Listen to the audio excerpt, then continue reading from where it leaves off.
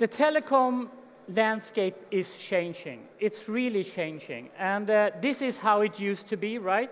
The cable operators, they had rich content over high-speed cable networks. The mobile operators, they didn't have as much content, but they had mobility. And then two things happened simultaneously. The OTT players like Netflix and others came in, and at the same time, 4G was launched. So all of a sudden, the combination between a 4G network and over-the-top vendors like Netflix came in and competed with the cable operators. They were squeezed from two ends. And that is the main reason why cable operators need to go Wi-Fi.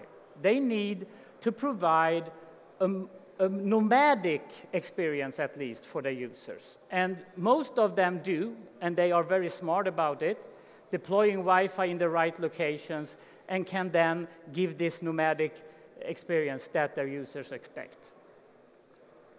Then we have the mobile operators. I mean, you have seen this picture before, right? About 70 to 80% already is going through Wi-Fi of the traffic. And in a few years, that's projected to be 85, 90%. Now, that is really a game changer for a mobile operator. Because if this trend is true, which I believe in, then they risk to go from being a mobile broadband provider to something that I use in between hotspots. And what that will mean in terms of churn, everybody can understand. So for me, carrier Wi-Fi is primarily a customer retention game, for sure. And if you don't believe me in this argument, let's look at the user. My 18-year-old son, he would never even consider hiring a landline when he moved from home if he has a good mobile connection in his house. What's important for him is to be able to be connected with all his devices, not only the mobile phone, to a high-speed network. This is what operators need to relate to, and that is the next driver to why they really need to go Wi-Fi, and for that matter, Wi-Fi calling. And then, if this is not enough, think about this. How many devices do you have in average? I think it's like 3, 4, right? And only one maybe has a SIM card. And if you are going to be a service provider for your customers, you really need to cover all their devices. If now Wi-Fi is primarily a customer retention game, then we can actually put a number to it, right? It's actually 15 to 20% of the operator's revenue that they spend in customer retention and churn prevention.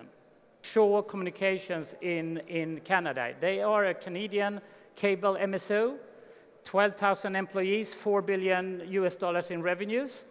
And in the Q4 2014 earnings call, Mr. Bradshaw, the CEO, said that active internet Wi-Fi customers also have 35% lower churn rate than those customers that don't use their Wi-Fi service.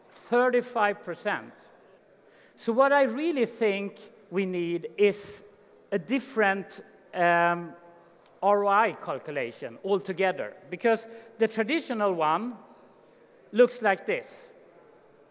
If you go to your management as an operator and come up with a traditional ROI, you will not they will not allow you to invest in Wi-Fi. I'm pretty sure of that. Because Wi-Fi is considered to be free or included for the subscribers. So with the additional service you can charge for, you will add a few tens of millions to the billions that you have in your core business.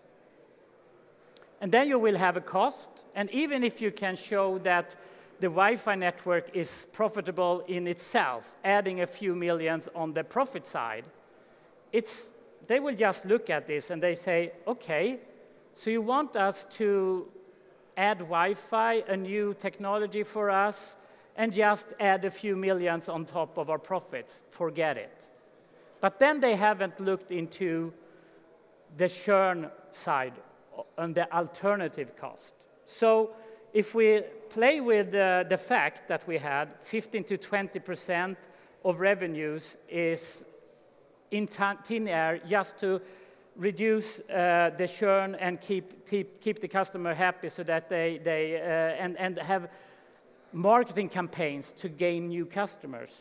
Well, if you put that in context and put those two models together, you will easily see where the money is in carrier Wi-Fi.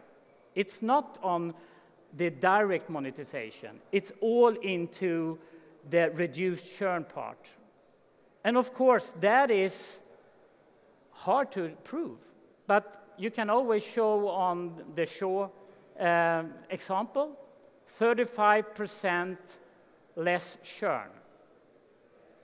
So, direct monetization for the larger operators, I would argue, is just a tip of the iceberg. The real money is beneath the surface. Of course, then we have our Wi-Fi ISP customers. It's a different ballgame for them. They don't have the thousands or millions, rather, subscribers. They have just a few thousands, maybe. So then it's a limited effect for them in the reduced churn, and they must make Wi-Fi as a sustainable business for themselves, and they are very creative about this. They do ad hoc services, they do B2B services to venues. Now, as a tier 1 operator, you have a lot to learn from the Wi-Fi ISPs. So I think there are two reasons for a tier 1 operator to go into the B2B business to sell attractive Wi-Fi services to venues. First of all, they can earn money on it, of course. That's a big driver. The other driver is, if you are not at home, you are not at work or in between, where are you? You are at a venue. So they need the venues to really gain that footprint. And just to do a short summary here, again, Wi-Fi is the majority of your users' traffic. It's just that you have to accept that fact. And it's all about control, really, because the scary thing is that you will only control the user's experience in a very small portion of their time. So carrier Wi-Fi can help you to expand that control with residential home spots, offload with your own hotspots, etc. And then if you add venue Wi-Fi, you will increase that further. So it's really about, as an operator, to increase your relevance.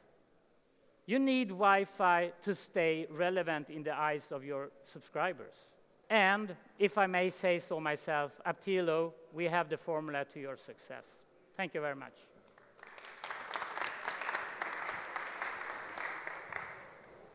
Thank you so much, Johan. Thank you. It's always, I think, been impressive to me how many different categories of Wi-Fi you actually serve, because you're obviously active in offload with the carriers, you're active in stadiums with and without carriers, presumably in venues, and you have resellers that go out and sell even more stuff. So you're really covering all the bases as one of the few, right? But the number of carriers you now support, what are the numbers?